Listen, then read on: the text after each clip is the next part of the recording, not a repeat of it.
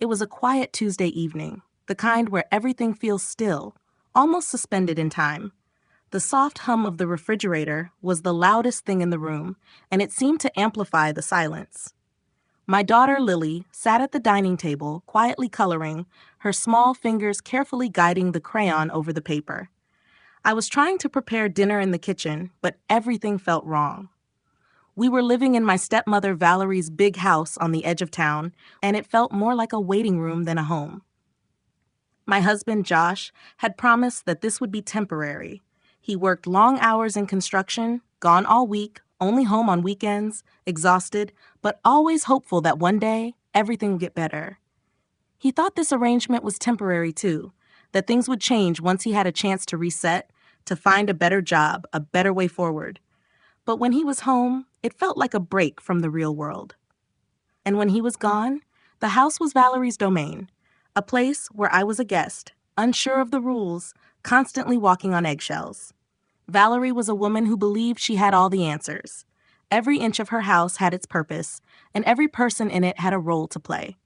There was no room for mistakes, no room for deviation from her carefully orchestrated world.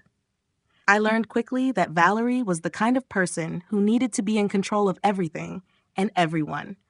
The thermostat was always set too low for my comfort, but Valerie never seemed to mind. The furniture was arranged just so, and even the throw pillows had to be perfectly placed, always. I wasn't allowed to move a single thing without first asking her permission. It was her home, after all, and I was just here by circumstance, or so it seemed. Valerie wasn't just the manager of her home, she was the manager of the people in it, and her word was the law. It made everything feel suffocating, especially when I had to watch her control every aspect of Lily's life as well. That night, it was spaghetti for dinner, which was Valerie's favorite. Lily didn't like spaghetti much. She preferred plain pasta, no sauce, a quirk I had long since accepted. She was a picky eater, but in the normal way children are, sticking to familiar foods, avoiding textures or flavors she didn't like. And while I didn't mind her preferences, Valerie took issue with them. Every meal with her felt like a test, not for Lily, but for me. She believed that Lily's eating habits were my fault, that I was the reason she was picky, the reason she wouldn't eat everything placed in front of her. I didn't argue it, though, not because I agreed, but because Valerie didn't leave room for debate. "You need to eat, Lily," Valerie said sharply, her voice like a command. "You don't get to leave the table until you finish your dinner." Lily, trying to be good, poked at the spaghetti but only took a few bites. Her stomach was full, and she wasn't in the mood for sauce tonight. She looked up at me, her eyes asking for permission to stop. "It's okay, sweetie," I said softly, trying to keep my tone calm. "If you're full, you're full." But Valerie didn't like that answer. Her gaze narrowed, and she leaned forward in her seat, her voice now cold. "No, she's not full. She's being spoiled. You're letting her run the show again, and that's why she's picky. She needs to learn respect." The words hit me like a slap. Lily's shoulders tensed as her small body stiffened in her chair. She didn't deserve this. None of it. I could feel the tension between us, the pressure building. I knew Valerie wouldn't stop, and I wasn't sure how far she was willing to push. I could already feel my patience slipping, but I wasn't about to make a scene. Not yet. But Valerie wasn't backing down. She reached across the table and speared a piece of pasta with her fork, holding it out to Lily like it was some sort of offering. "Open," she commanded, her tone firm. Lily shook her head, tears welling up in her eyes. "I'm full," she whispered, her voice barely audible. Valerie didn't care. She leaned forward, pushing the fork toward Lily's mouth, her movements sharp, forceful. "Open," she repeated, this time with more authority. I felt the blood rush to my ears as I stood up suddenly, my chair scraping against the floor. "Stop," I said, my voice firm, final. Not shouted, not panicked, just decisive. "You can't do this to her." Valerie froze, the fork midair. Her face hardened, the smile on her lips thin and cruel. "She needs to eat. She needs discipline. She needs respect." "No," I said, stepping in front of Lily, positioning myself between her and Valerie. "She needs to feel safe, and you are not going to force-feed my daughter." The room went silent, and for a moment I thought Valerie might back down. But she didn't. The tension in the air was suffocating, and I could feel everything shifting around us. Valerie's smile tightened, but she didn't step back. Instead, she straightened her back and let out a short, sharp laugh that didn't sound like humor. "You're making this a bigger deal than it is," she said, her tone icy. "This is discipline, not abuse." I could feel my heart racing, but I couldn't let myself show it. I glanced at Lily, who was sitting quietly, her small hands trembling around the fork. Her eyes were wide, staring at Valerie like she was trying to figure out what to do. I hated seeing her like this. I hated seeing her caught in the middle of something that wasn't her fault. This wasn't a lesson in respect. This was control, and it was destroying any sense of safety Lily had. "She's not learning anything from this, Valerie," I said, my voice quieter now but still firm. "She's scared. She doesn't feel safe here, and that's not okay." Valerie's lips curled into a smile that wasn't warm at all. It was like she was savoring the moment, the power she held over us. "I'm doing what's best for her. You can't coddle a child forever." The air in the room grew heavier with every word she spoke. I could feel the anger rising inside me, but I fought to keep it in check. I couldn't let this turn into something worse. I had to keep it together for Lily. I could already see the tension in her shoulders, the way her little hands were still clenched around the fork. I knew she was trying to hold back tears. I took a deep breath and stepped forward, blocking Valerie's view of Lily.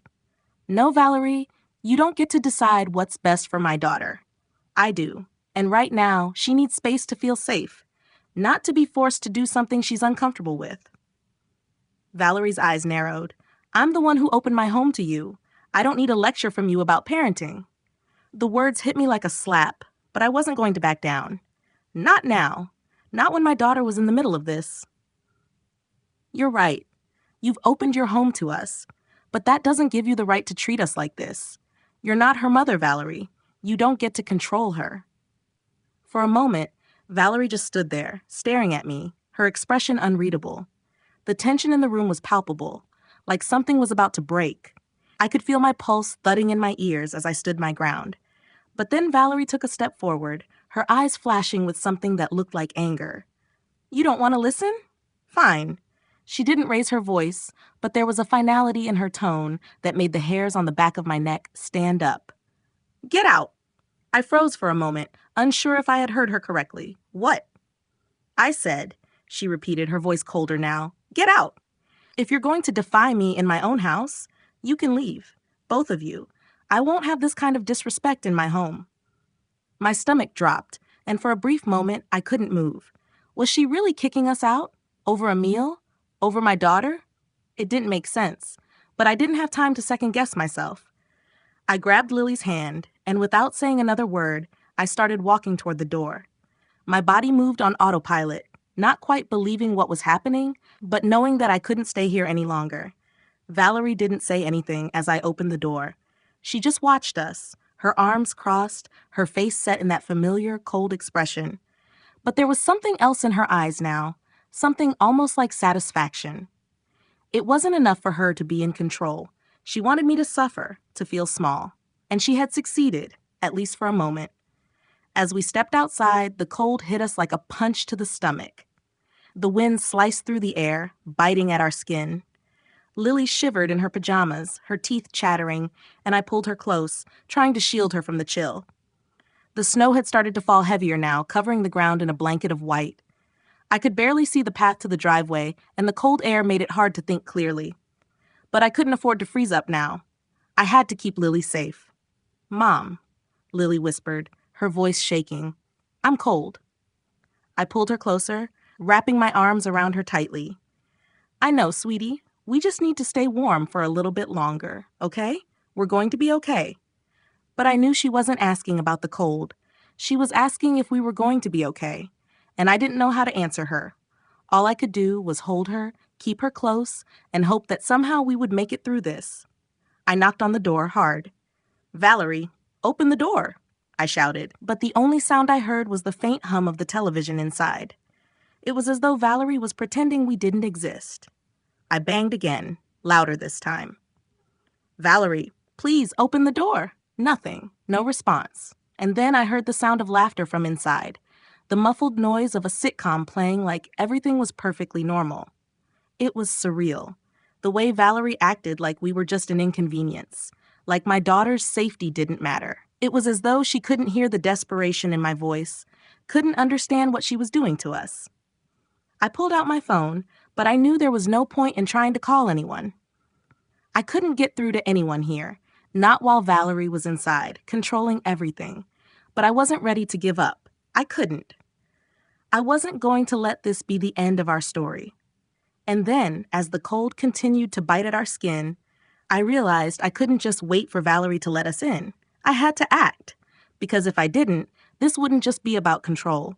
It would be about something far worse. The cold was suffocating, sharp enough to make my breath catch in my chest. I could see my exhaled breath hanging in the air like a cloud of desperation. Lily was still in my arms, her body pressed against mine as we huddled together for warmth. Her small frame shivered uncontrollably, and I could feel the trembling radiating through her, the cold sinking deep into her bones. I kept rubbing her arms, pulling her closer, trying to do anything to keep her warm. Her lips were pale, and her eyes wide with fear. "Mom, I'm scared," she whispered, her voice so soft it barely reached my ears over the howling wind. I forced a smile that felt more like a grimace. "I know, baby. I know. We're going to be okay. Just stay close." I needed to sound calm to reassure her that everything was going to be fine. But deep inside, I felt the panic rising, a knot tightening in my stomach. I looked around, trying to focus on something, anything that might give me hope.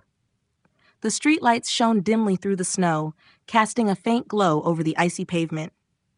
The parking lot below us was empty, save for a few cars, their windows frosted over, silent in the cold. There was no one around, no help in sight. I glanced back at the door, but there was still no sign of Valerie. No sound from inside the house. No acknowledgement that we were out here, freezing. The muffled laughter from the TV continued, an eerie soundtrack to the isolation that was closing in around us. It was as though Valerie was pretending we weren't here, that we weren't being subjected to her cruelty. I couldn't understand how someone could be so heartless, so detached from the reality of what they were doing. I banged on the door again, louder this time, my fists sore from the impact against the cold wood. "Valerie, open the door, please," I shouted, but the only response was the sound of the TV getting louder. My heart sank. I was yelling at a wall. There was no answer, no movement, just the steady, constant reminder that my daughter's safety didn't matter to her. I glanced down at Lily, her face buried in my sweatshirt, trying to shield herself from the biting wind. I felt my own fingers starting to go numb. My pinky, in particular, ached terribly. It wasn't just the cold, though. It was the feeling of helplessness, the deep, gnawing certainty that we were at the mercy of someone who didn't care whether we lived or froze out here. I pulled Lily closer, wrapping the hem of my sweatshirt around her hands to keep them warm. She looked up at me, her big brown eyes filled with confusion, asking the question that had no answer. Why was this happening to us? "We'll be okay, sweetie," I said, trying to keep my voice steady. "We just have to wait. Help is on the way." But I knew help wasn't coming from Valerie. She was inside, content to let us suffer, her control over the situation apparent in the way she had locked the door without a second thought. I was beginning to feel the sharp edge of panic myself, the way it seeped into my chest and made my heart race. The air felt thin, like there wasn't enough of it to breathe properly. Every minute we stood out there, every minute that passed, felt like a countdown, a slow spiral toward something I couldn't control. Then, out of nowhere, I saw movement. A figure appeared on a neighboring balcony, a woman in a robe, blinking against the snow like she was unsure whether she was awake. She squinted up at us, probably trying to make sense of what she was seeing. She looked like she was about to turn back inside, but then she saw Lily, her small form shaking in my arms. Without a word, she disappeared back into her apartment, and for a moment, I thought she was just another person passing by, another silent witness to our suffering. But then the door opened, and I heard her voice. "Are you okay?" She called down to us, her concern cutting through the silence. I rushed to the edge of the balcony, my voice raw from shouting. "We're locked out. We need help. Please call 911. Her face changed instantly. She went from confused to alarmed in an instant, and without a word, she disappeared back inside, leaving me with a sense of hope I hadn't had in hours. The cold continued to gnaw at my skin, but for the first time in what felt like forever, I felt like someone might care. Minutes later, I saw the flashing lights of a squad car in the distance, cutting through the falling snow. The sound of sirens cut through the silence, sharp and insistent, and for a moment, I felt my body relax, just a little. The officers arrived quickly, one going straight to the entrance while the other stayed in the lot with us. I watched as they approached the door, their movements swift and professional. I could see the officer at the entrance pound on the door, demanding that Valerie let them in. For a moment, there was no response, but then I saw the curtain shift. Valerie's face appeared behind the glass, her expression tight with annoyance. She unlocked the door slowly, like she was doing us some great favor by letting us back inside. The officer's voice was firm, unyielding. "We need to speak with you." I didn't wait for an invitation. I ushered Lily inside quickly, wrapping her in a blanket the moment we crossed the threshold. She collapsed against me, sobbing in relief, her body finally starting to thaw from the cold. The officer stepped inside with us, his eyes scanning the room as he took in the scene. Valerie stood at the door, still looking as though she couldn't understand what the fuss was about. One of the officers turned to Valerie. "Ma'am, we need to talk about what just happened." But Valerie didn't flinch. She didn't beg. She didn't cry. She just stood there, still, like she was waiting for the world to apologize to her. The officers were calm, professional, but I could see the way their posture shifted when they looked at the prints in the snow. Sock prints, tiny and unmistakable. That's when the shift in the air happened. And for the first time in hours, I felt a glimmer of hope. Someone was finally taking this seriously. The officers didn't waste any time. They moved quickly, efficiently, like they knew exactly what they were dealing with. One of them, the older officer, stood beside me, his gaze fixed on Valerie. He didn't look at her with the sympathy I had expected, but with the kind of professionalism that comes from having seen too much of this kind of behavior. He was calm, composed, and in control, exactly what I needed in this moment. "I'm sorry, ma'am," he said, his voice even. "We're going to need to take you down to the station for questioning." Valerie blinked, her face draining of all color, but she didn't speak immediately. She just stood there, frozen, as if trying to process what was happening. I could see the anger bubbling up beneath the surface, but this time there was a new kind of fear in her eyes. For the first time, she wasn't the one holding the power. The situation had shifted, and Valerie couldn't hide behind her usual tactics anymore. She took a step back, as if considering her options, but before she could make another move, the younger officer stepped forward and spoke firmly. "Ma'am, please don't make this difficult. You need to come with us." Valerie opened her mouth to protest, but the words faltered in her throat. I could see the fight in her, the desperation to regain control, but she had already lost. She wasn't going to win this time. I didn't have to do anything. I didn't have to say another word. The officers were handling it now, and that was the one thing I'd been waiting for. As they cuffed Valerie, I felt an odd sense of relief wash over me. It wasn't satisfaction or vindication. Those things wouldn't come for a long time, if ever. It was more like the realization that something had finally been done. Valerie had crossed a line, and there would be consequences. She would no longer be able to use her power to manipulate or control us. Not now, not ever again. Lily had fallen silent, her small frame pressed against me as I wrapped the blanket tighter around her. She wasn't crying anymore, but I could tell that she was still processing what had just happened. I could feel her little body tense up every time the officers spoke to Valerie, every time Valerie tried to make excuses for her actions. She wasn't used to this kind of authority. She wasn't used to seeing someone else in charge. "Mom?" Lily whispered, her voice barely audible. I bent down, brushing the hair from her face. "We're okay, sweetie," I said softly, my hand resting on her shoulder. "We're safe now. Everything's gonna be all right." Lily looked up at me, her eyes still wide but no longer filled with fear. "Is Grandma gonna be okay?" I hesitated for a moment, unsure of what to say. How could I answer that? How could I explain to her that Valerie wasn't going to be okay, that what she had done wasn't just wrong but dangerous, and it would have consequences? I didn't want to lie to her, but I didn't want to fill her mind with more fear either. I don't know, baby, I said finally, but we're not going to let her hurt us anymore. You're safe. That's what matters. As the officers led Valerie out of the house, I felt a weight lift off my shoulders. It wasn't over, I knew that, but it was a step in the right direction. Valerie was being taken away, and the house, the place that had felt like a prison for so long, was finally quiet. The officers took statements from us both, making sure everything was documented. They asked about the events of the night, about Valerie's behavior over the past few months.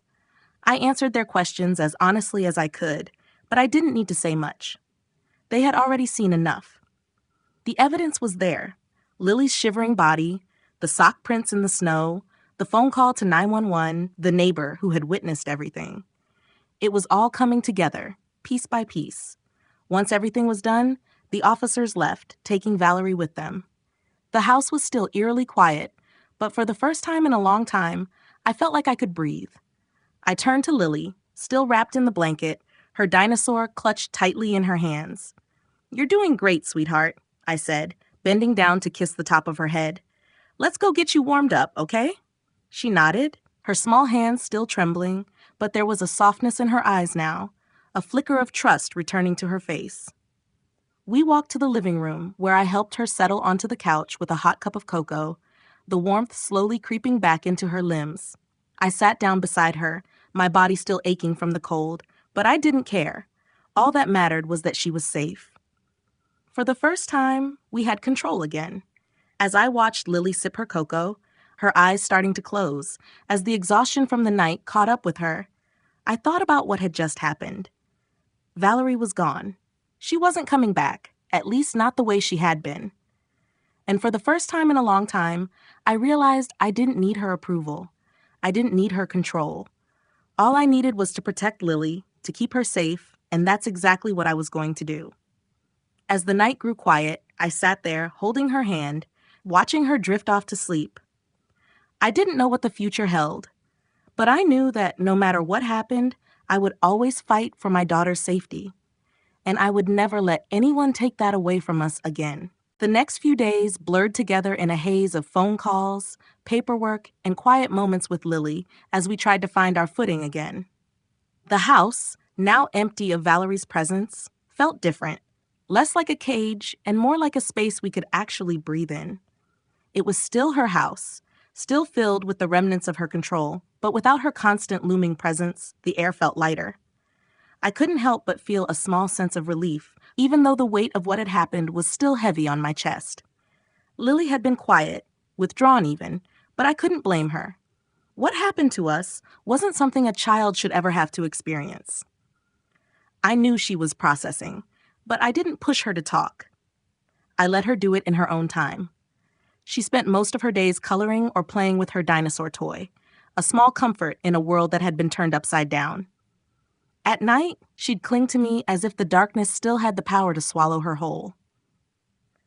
We stayed at a friend's house for a few nights, not wanting to be anywhere near Valerie's place. I couldn't go back, not yet. I had signed a lease for a new apartment, something small, just the two of us. It wasn't much, but it felt like freedom. It felt like a fresh start. I didn't know how long it would take for things to feel normal again, but I was determined to make it work. For Lily. For me. We didn't need the grand house or the expensive furnishings. We just needed each other. And safety. As the days passed, I began to realize just how much of my life had been dictated by Valerie's presence. For years, I had allowed her to control the smallest details of our lives. I had let her treat me like a guest in my own home, like I wasn't capable of making my own decisions, and I had allowed her to undermine my relationship with Lily, convincing me that I wasn't doing enough, that I wasn't being a good enough mother. But now, as I looked at my daughter, I knew that what we needed wasn't control. It was trust. It was love. It was the freedom to make mistakes and learn from them without someone else constantly telling us what we should be. One afternoon, as I was unpacking the last of our things in the new apartment, Lily came to me holding her dinosaur toy, a slight frown on her face. "Mom?" she asked quietly. "Is Grandma mad at us?" The question hit me harder than I expected. It was a reminder of the emotional toll all of this had taken on her, how much she was still trying to make sense of what had happened. I knelt down in front of her, brushing a strand of hair from her face. Sweetie, Grandma's not mad at us. She made some bad choices, and she's not going to be a part of our lives anymore. Lily bit her lip, looking uncertain. But why did she do that to us? Why did she lock us outside? I swallowed, trying to keep my voice steady, because she thought she was in control. She thought she had the right to make decisions for us, but she doesn't. And what she did was wrong, but it's not our fault. It's hers. Lily looked at me, her brow furrowed. But why did you let her do that? Why didn't you stop her before? The question stung, but I knew she was trying to understand. I didn't know how bad it had gotten until it was too late. I said softly, I should have said something sooner, should have protected you better, but I'm doing that now. We're safe now, Lily. I'm never going to let anyone treat you like that again. She nodded slowly, her small face filled with that quiet wisdom only a child can possess. Okay, Mom, she whispered. Then she smiled softly and gave me a hug. I'm glad we're here. I hugged her back tightly, feeling the weight of the past few days lift just a little. It wasn't over. I knew that. The legal proceedings were just beginning, and I still had to figure out how to deal with everything Valerie had left behind. But for the first time in a long while, I felt a sense of peace. We had our own space now. We were free. The next day, I got a call from Detective Wolf. I hadn't expected it. It had been a few days since Valerie's arrest, and I thought maybe they had everything they needed. But there was more to come. We've got everything we need for the trial, he said. Your statements, the footage, the journal, it's all adding up. But we need you to come in and testify. I felt my stomach drop. Testifying in court, in front of everyone, about everything Valerie had done, was the last thing I wanted to do. But I knew it was necessary. I couldn't let Valerie escape the consequences of her actions. I couldn't let her manipulate the system the way she had manipulated our lives. I'll be there, I said. My voice steady despite the knot in my chest. I hung up the phone and looked at Lily, who was sitting on the couch, her legs tucked beneath her. She smiled at me, the innocence in her eyes making my heart ache with love and protectiveness. I'm going to make sure we're safe, sweetie, I told her softly. And when this is all over, we'll be free. You and me. She smiled back, her small face lit with a quiet hope that I hadn't seen in days. I wasn't sure what the future held, but at least now we were facing it together. And that was all that mattered. The day of the trial came quickly, faster than I had expected. I had spent the days leading up to it in a haze, just trying to make sure that Lily felt safe, that she knew nothing else could hurt her anymore. I kept her routine as normal as possible: school, playtime, dinner together. I made sure to tell her that everything would be okay, but inside, I wasn't so sure. I was still carrying the weight of what had happened, still unsure how to feel about it all. There was so much anger, so much hurt, but there was also relief, a flicker of hope that we would be free, finally. I didn't want to go to court. The thought of sitting there, facing Valerie, facing all the eyes that would judge the situation, made me sick. I had never liked attention, never liked being the center of any story that involved my personal life. But I knew what I had to do. I couldn't let Valerie twist the narrative anymore, couldn't let her manipulate the story to fit her version of reality. The truth had to come out. My voice had to be heard. And Lily's too. The morning was a blur. I spent the hours leading up to the trial going over the details in my head, rehearsing what I would say when I took the stand. I wasn't sure how much I would be asked, how much I would need to relive, but I had to be strong for Lily, for myself. Josh called me just before I left. I hadn't heard from him in days, not since he had come to the apartment after everything happened. He was apologetic, distant, like he didn't know what to say. I knew that he still couldn't fully grasp what had gone on, still couldn't come to terms with it. But I couldn't wait for him to catch up. I couldn't wait for him to be ready. I had to move forward. Lauren, he said, his voice tentative, I just want you to know I'm sorry for everything. I didn't know, and I don't know how to fix it, but I want to help. I took a deep breath, trying to steady my nerves. I know, Josh. I know. But this is my responsibility now. I can't keep waiting for you to decide to step in. I'm doing this for our daughter. There was silence on the other end of the phone. It wasn't the apology I wanted, the one I needed, but it was the best he could give. I hung up quickly after that. I didn't want to dwell on it anymore. I didn't need to. When we arrived at the courthouse, I took a deep breath before stepping inside. The building was cold and sterile, filled with a quiet buzz of people huddled in corners, lawyers going over last-minute details, and families nervously waiting for their turn. I glanced down at Lily, her small hand tucked into mine. She looked up at me with those big eyes that seemed to hold everything in them: confusion, fear, and a quiet resilience that I didn't even know she had. She was trying to act brave, trying to pretend like everything was fine, but I could see the worry in her face. She was scared, and I couldn't fix that. All I could do was tell her the truth. "You're safe," I told her softly, kneeling down to her level. "No one is going to hurt you. We're just telling the truth, and that's all we need to do." She nodded, her small fingers gripping mine tightly. "Okay, Mom, I trust you." We were called into the courtroom just a few minutes later. My heart pounded in my chest as I walked to the witness stand. I couldn't look at Valerie. I couldn't look at her face, knowing what she had done to us, to me, to Lily. The trial started, and the prosecutor, a woman named Kim, stood up and addressed the court.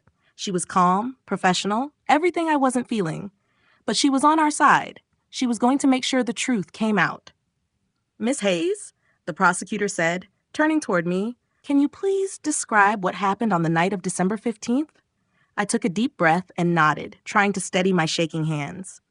"It was a cold night," I began, my voice sounding foreign to my own ears. "Valerie, my stepmother, told Lily to eat her dinner. When she didn't finish, Valerie forced her to keep eating. I told her it was okay, that Lily could stop when she was full. But Valerie, she didn't listen. She started yelling at me, saying I was spoiling Lily, that I was letting her run the show." I paused for a moment, feeling the weight of the memory flood back. It escalated from there. Valerie locked us out on the balcony in the freezing cold, without coats, without shoes. She shoved us outside and locked the door behind us. I could feel the eyes of everyone in the room on me. I glanced at Lily, who was sitting quietly beside me, her little hand resting on my arm. She was so brave, so much braver than I felt in that moment. "Miss Hayes," the prosecutor said gently, "how long were you and your daughter outside?" 45 minutes, I whispered, my voice catching in my throat. 45 minutes in the snow and freezing temperatures. We could have gotten hypothermia. I thought we were going to die out there. The words left me like they were clawing their way out. I hadn't realized how much I had buried until now. The courtroom was silent, the weight of it all hanging in the air. I could hear my own heartbeat, could feel the tears threatening to spill, but I held them back. I couldn't cry here. Not now. The prosecutor nodded, signaling for the next part of my testimony. And just like that, the courtroom shifted. The story was being told.